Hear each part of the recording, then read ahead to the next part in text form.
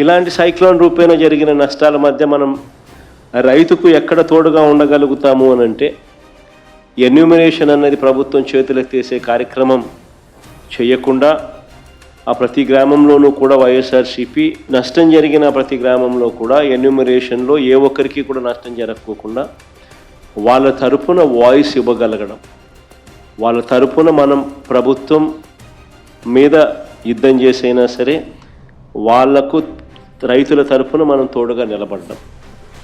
ఇది ఖచ్చితంగా రైతుల తరపు నుంచి రైతుల తరపున మనం చేయాల్సిన కార్యక్రమం. మీ ప్రాంతాలలో అసెంబ్లీ కోఆర్డినేటర్లు అందరూ కూడా చురుగ్గా పాలుపంచుకుంటా ఉన్నారు.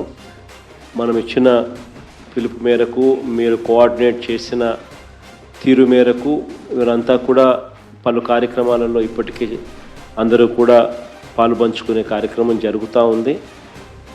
శ్రేణులందరూ కూడా ఈ కార్యక్రమంలో కూడా పాలుపంచుకుంటా ఉన్నారు. వాళ్ళందరికీ ఒకవైపున అభినందనలు తెలియజేస్తూనే మరోవైపున వాళ్ళందరినీ ఇంకా కాస్త ప్రోత్సహించి ఇంకా మెరుగ్గా వాళ్ళు పాలుపంచుకునే విధంగా, తద్వారా రైతులకు ఇంకా మంచి జరిగే పరిస్థితులు క్రియేట్ కావాలి. కాబట్టి ఆ దిశగా కూడా అడుగులు వేయాల్సిన అవసరం ఉంది.